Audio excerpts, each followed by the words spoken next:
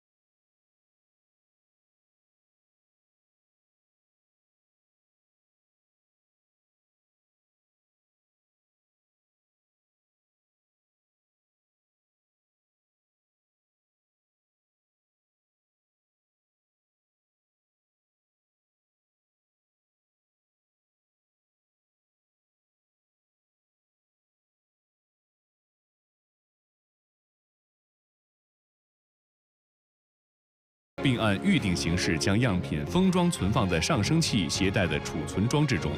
你看到我们的罐子还得抓起来吊到大罐子里，是吧？整个的这一系列操作实际上是非常复杂、非常精密的，也很难的。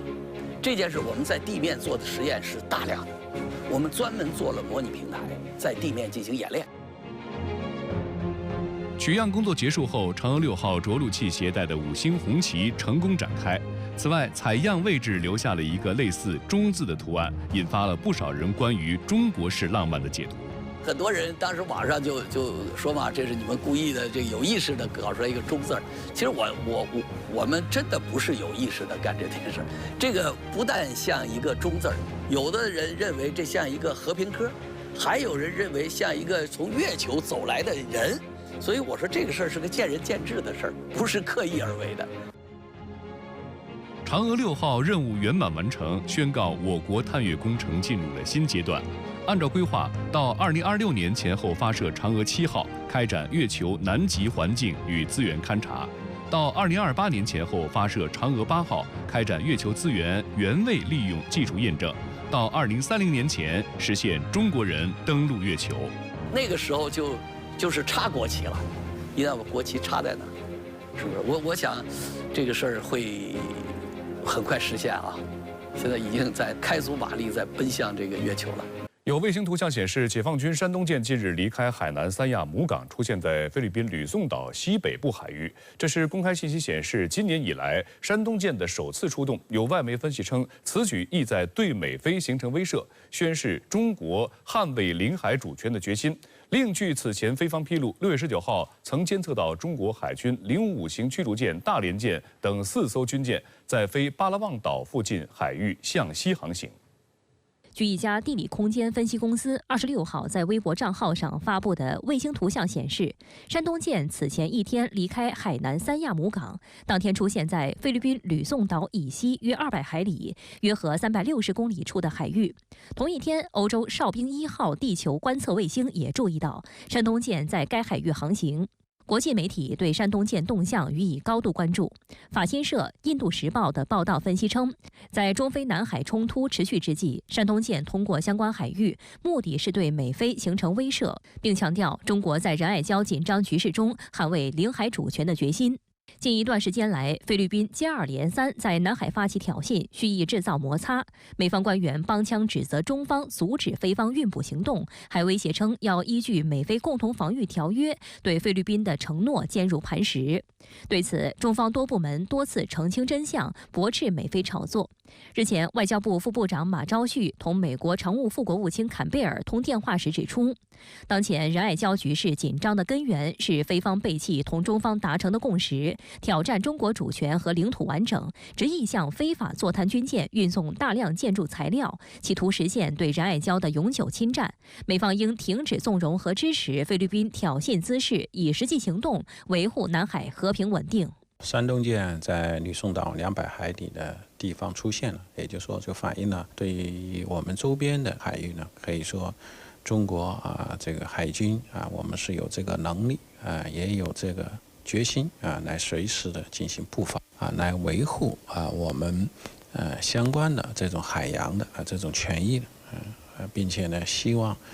相关的国家不要对中国对保护我们的岛礁权利和海洋权利做出某种程度的误判或者误解我想这个信号是非常的明确的。外界注意到，这是山东舰今年首次出动。卫星图像显示，这次在菲律宾附近海域游弋的山东舰并无护航舰队随行。据此前菲方披露，6月19号曾监测到中国海军055型驱逐舰、大连舰等4艘军舰在菲巴拉望岛附近海域向西航行。而最新卫星图像显示，山东舰正位于海南岛与西沙群岛北礁之间的海域。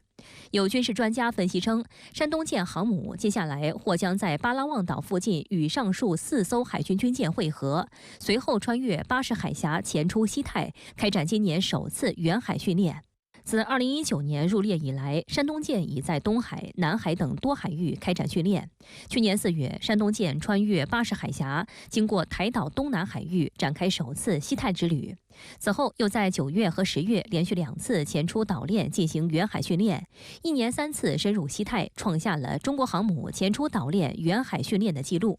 国防部发言人当时介绍，相关训练旨在锤炼提高航母编队体系作战能力，进一步增强维护国家主权、安全、发展利益的能力。还介绍称，中国军队将常态组织类似演训活动。观察指出，航母负责海上防御，不会宅在母港中，包括航母、万吨大驱等在内的中国海军海上力量的发展以及海上作战能力的提升，能使中国海军有效地维护国家领土主权和海洋权益。对于个别侵权挑衅的国家而言，自然也将形成强有力的威慑。我们知道，最近一段时间来，美西方纠集他的盟友搞这种环太平洋的军事演习等等一些演习，实际上这种过度频繁的演习对刺激本地区的军备竞赛我想这个是无益的。实际上某种程度上说，我们这次山东舰这种演习更多的是展示了一种本地区的一种和平的善意的这种力量。深圳卫视注意到，关于山东舰在菲附近海域出现的消息，菲律宾官方截至目前尚未作出评论。该国主流媒体对此事也并无报道。过去1个月来，菲律宾马克思政府在南海问题上态度多变，一面挑衅，一面又软化求和谈。菲外长马纳罗上周表示，希望与中国就南海问题进行对话，以解决分歧。分析人士指出，菲方短期内就南海问题调门忽高忽低，一定程度与菲律宾国内的政治压力有关。外界注意到，就在菲外长做出寻求与中国对话的表态同一天，菲前总统杜特尔特之女、现任副总统莎拉·杜特尔特宣布，其父亲杜特尔特、其兄弟保罗·杜特尔特以及达沃市市长塞巴斯蒂安·杜特尔特将参加明年5月举行的参议院选举。飞媒分析，杜特尔特政治家族的3位成员如果在选举中赢得胜利，就能对现任总统马克思的执政进行有效掣肘。而沙拉·杜特尔特本人已于上月19号辞去该国教育部部长和反叛乱工作组副主席等要职，彻底退出了马克思内阁，也成为了两大家族联盟破裂的最新迹象。今年1月，前总统杜特尔特在一场集会上对马克思政府试图修改宪法的行为展开强烈抨击，甚至提出了将其赶下台的可能性。现年79岁的杜特尔特此次准备出山竞选参议员，尽管让菲律宾政坛有些意外，但近段时间以来，由马克思和杜特尔特两大政治家族组成的执政联合团队被打破，已让非国内的政治平衡发生了变化。近期，俄罗斯与北约对抗风险加剧。在美军无人机多次在黑海上空收集情报并提供给乌军后，俄罗斯正在考虑采取相应的反击措施，包括在黑海上空设立禁飞区，甚至可击落执行任务的美军无人机。紧张时刻，乌克兰总统泽连斯基再就俄乌谈判发表看法，表示可以考虑采取第三国调解模式。当地时间6月30号，乌克兰总统泽连斯基表示，与俄罗斯的谈判可以采用第三国调解模式，参考2022年黑海粮食走廊谈判的模式。当时，俄乌双方代表没有直接接触，而是以联合国以及土耳其为中介进行间接谈判，最终达成协议。签署时也由中介作为担保，分别与俄乌代表在2份不同的协议上签字。泽连斯基还说，这种模式也可以用在未来的其他问题谈判中，并希望将中间人的范围进行拓展。外界认为，泽连斯基这次表态是对俄总统普京6月14号提出的停火条件的间接回应。当时俄方开出的条件是乌军从东部4州撤军，并书面保证不会加入北约。当时泽连斯基也针锋相对地开出条件，要求俄军撤离。俄乌冲突打到现在，那么对双方的压力都是巨大的。当然，我们相比之下，乌克兰方面肯定承受着更大的压力，因为俄罗斯的纵深动员的体量，那么要远大于乌克兰方面。所以呢，理论上讲，乌克兰应该比俄罗斯更迫切的希望结束现在这种消耗战。对泽连斯基政府来说，怎么样尽量的表示打下去的责任不在己方，表示出自己有谈的这个想法。但同时呢，又不至于刺激各方的这个敏感神经，所以我觉得这个表述还是很值得深思的。欧洲舆论认为，泽连斯基对谈判方式提出一个技术性的条件，态度较之前显得更务实，这与美国与北约对其援助存在很大变数有关。北约刚刚举行换届选举，秘书长将于10月由荷兰首相吕特接任。观察指出，吕特接任后的首要任务就是处理援助乌克兰的问题。他同时还要处理的是成员国对长达2年多的援乌的疲劳问题。实际上，吕特过去几年多次与泽连斯基见面，但身份改为北约秘书长后，态度会否发生变化仍是未知数。主要原因是过去2年，欧洲经济和社会遭受俄乌冲突外溢的负面影响，各国财政也趋于吃紧，军工产能也无法承受长期援乌的任务。而美国的变数更大，在刚刚举行的总统大选电视辩论后，特朗普的表现远远好于拜登，这让欧洲和乌克兰都高度紧张。一旦特朗普成功重返白宫，他随时有可能兑现24小时内结束俄乌冲突的承诺。特朗普的2位智囊近期就提出，只有在乌克兰与俄罗斯进行和平谈判的前提下，乌克兰才能继续从美国获得武器。美国战略无人机经常在黑海上空收集俄方的情报，然后将其提供给乌军，以对俄方目标实施打击。此外，俄方还判断美国及北约的无人机行动还有创造条件，以最大限度地打击俄罗斯黑海舰队、克里米亚和克里米亚大桥，并对俄罗斯防空系统和先进防御系统进行侦察，让乌克兰对俄军造成最大程度打击的作用。对于如何应对美国的这种挑衅行动，有俄罗斯专家认为，俄军选项之一可能在黑海上空设立禁飞区，并警告在其中的军事目标将被摧毁。另一个选项是使用远程防空系统或俄天空军战斗机驱逐美国无人机。俄罗斯军事专家阿列克谢·利昂科夫认为，俄方可能在克里米亚海岸300至400公里处设立禁飞区。美国 RQ-4 全球鹰战略无人侦察机可以观察200公里内的距离，因此一旦它进入200公里的区域，就必须对其采取措施。对俄罗斯来讲呢，它在黑海上空一定要想办法尽快的去建立一个防护的区域。为什么？因为我们看到，其实之前乌克兰对黑海舰队，包括对俄罗斯纵深目标打击，很大程度上乌克兰是不能够独立完成的。它的基础是北约从黑海等方向上提供的信息情报的支持。去年，俄军苏27战斗机在黑海上空向一架美军 MQ-9无人机倾倒燃油，导致美军无人机坠入黑海。几天前，俄军米格31战斗机也以超音速飞越美国全球鹰无人机产生的强大湍流，迫使全球鹰停止工作，迫降在西西里岛的基地。对于俄罗斯国防部的最新声明，美国国防部副发言人萨布丽娜·辛格日前称，美国无人机和飞机在国际水域飞行是合法的。他强调，美国将继续在黑海公海水域上空飞行。有英国学者认为，下一步俄罗斯可能开始在黑海上空击落美国和北约的无人机，未来西方无人机将无法在该地区顺利开展行动。西方和俄罗斯飞机在黑海上空直接冲突的风险正在增加，局势变得危险。目前，白俄罗斯与乌克兰边境地区局势更趋紧张。白俄罗斯武装力量总参谋长穆拉维伊科6月30号表示，当前在白俄罗斯边境附近有10个北约战术营小组，总人数超过2万人，其中6个小组来自美国，这使白方感到担忧和紧张，推动白方对每一步行动进行考虑和评估。白俄罗斯特种作战部队指挥卢卡舍维奇称，白俄罗斯与乌克兰边境紧张局势加剧，西方正试图将白俄罗斯拖入战争。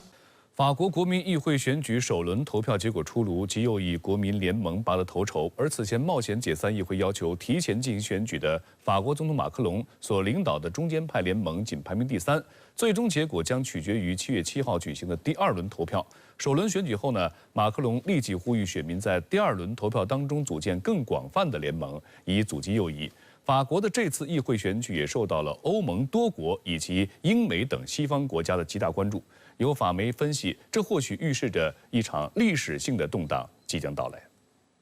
法国国民议会选举于6月30号进行首轮投票后，初步计票结果显示，由极右翼领袖勒庞领导的国民联盟预计获得33%至34.2%的选票。新成立的左翼联盟新人民阵线以28.5%到29.6%得票率排位第2。法国总统马克龙领导的中间派联盟在一起获得21.5%到22.4%的选票，排在第3。值得一提的是，这次选举投票率超过了65%，创下40多年来最高纪录。据法国媒体分析，目前推测新一届国民议会组成为时尚早，但执政联盟失去相对多数席位几成定局。Agir sur la sécurité, l'emploi pour les jeunes, et puis donner plus de pouvoir d'achat, surtout le gasoil qui est excessivement cher,